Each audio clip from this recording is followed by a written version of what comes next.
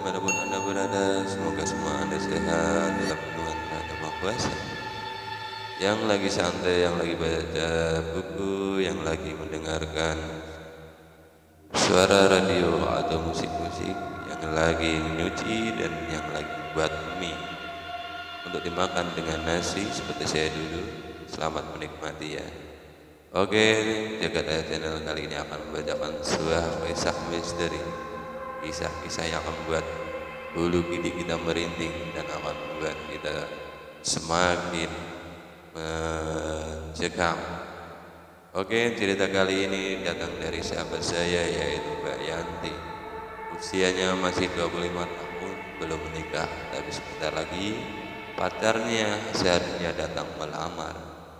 Ia sudah berjanji, tapi juga tak kunjung datang untuk melamar sampai saat ini. Hingga suatu hari dia mengalami sebuah tragedi. Dia berkisah bahwasanya dia dan pacarnya Mas Darto tinggal di sebuah desa di kota Jawa Tengah, kampung yang sangat kecil dan sangat masih kental akan budaya leluhur, termasuk membakar kemenyan, sajen, dan perapalan doa-doa lewat media air. Orang tua Mas Darto kebetulan adalah tokoh masyarakat yang biasa membantu orang-orang terkait hal-hal mistis. Jadi ya sedikit banyak dia tahu bagaimana mereka bekerja. Suatu hari rasanya Mbak Yanti ini mengantuk sekali. Rumahnya kosong hari ini karena dia ditinggal bapak dan ibunya sedang pergi ke rumah saudaranya di salah satu kota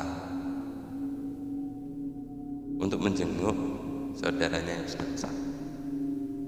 Malam itu masih menunjukkan pukul 8, tapi Mbak Yanti sangat mengantuk sekali. Di luar begitu sangat gelap, maklum itu kan di kampung. Selepas maghrib malam rasanya langsung sangat pekat. Seseorang tiba-tiba mengetuk pintu rumah Mbak Yanti.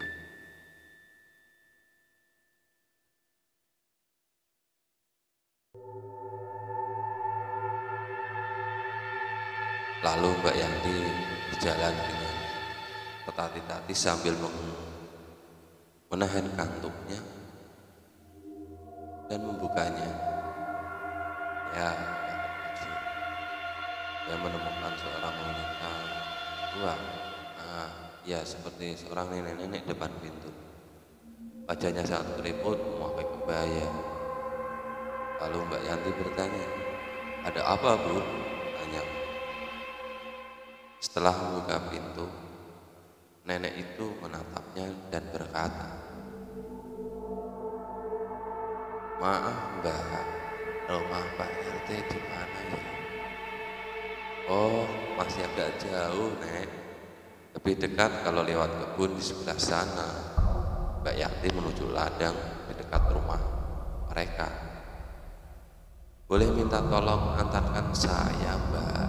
Saya perlu bertemu beliau." Wanita ini adalah wanita asing. Tidak seharusnya Mbak Yanti mengiyakan ajakannya dengan mudah, apalagi malam sudah sekian larut. Tapi anehnya, bagaikan kerbau yang dicocok hidungnya, Mbak Yanti tidak bisa menolak. Dia langsung nenek itu dan segera mengantarkannya. "Jalan kaki, Nek." "Enggak, Mbak, saya diantar beca. Itu di sana."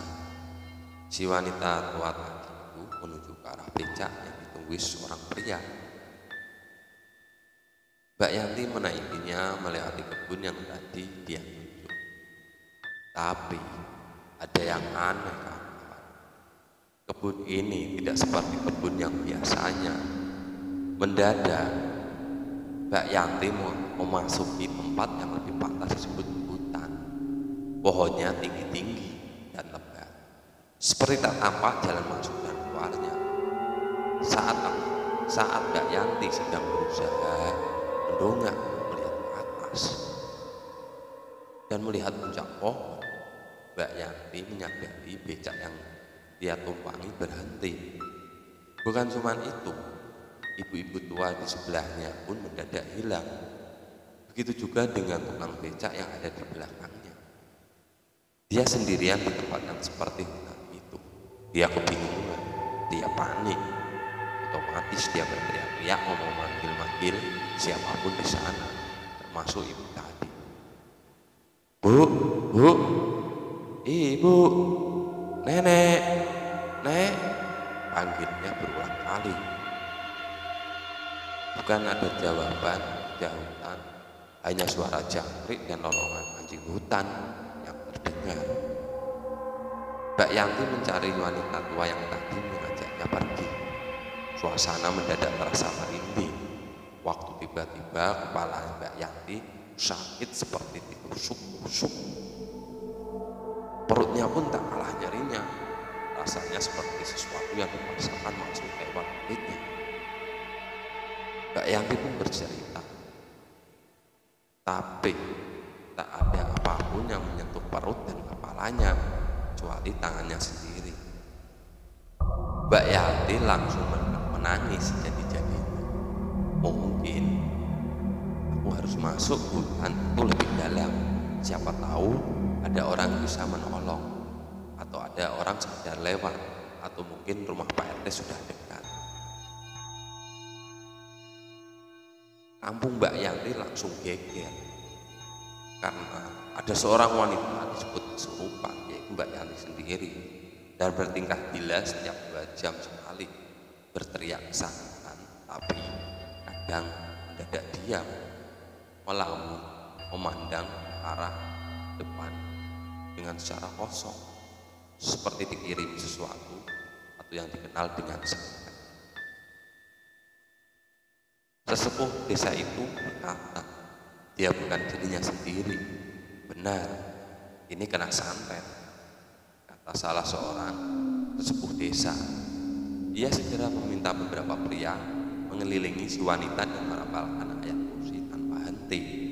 Menurut si petinggi, dirinya akan menjemput jiwa wanita tadi yang tersesat entah kemana, di alam gaib atau di alam situ.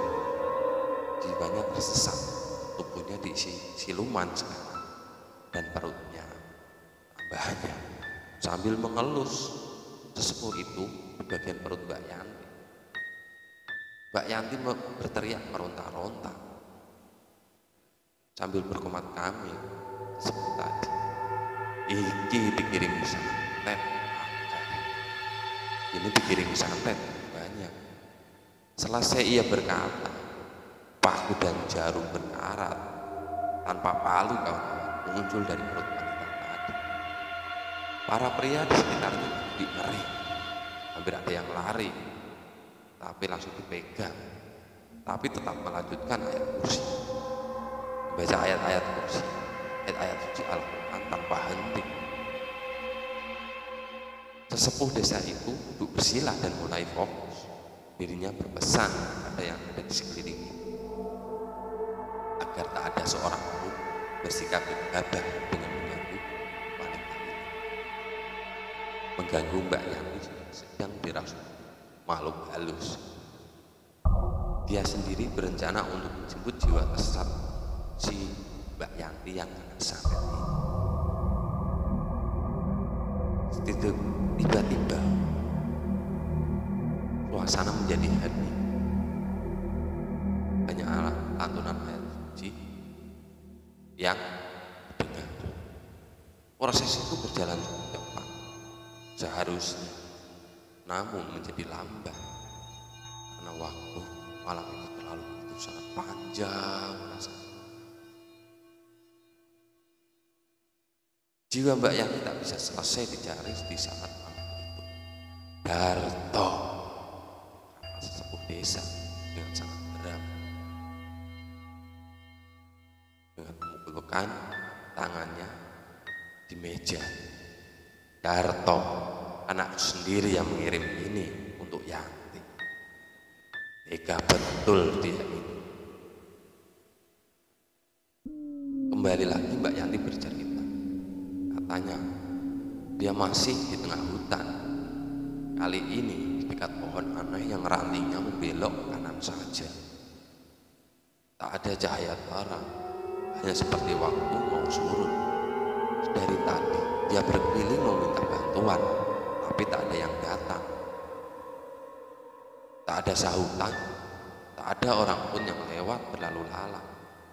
Hanya suara jangkrik dan suara anjing hutan yang membuat semakin bergidik bulu di pundaknya. Kembali lagi Mbak Yanti bercerita.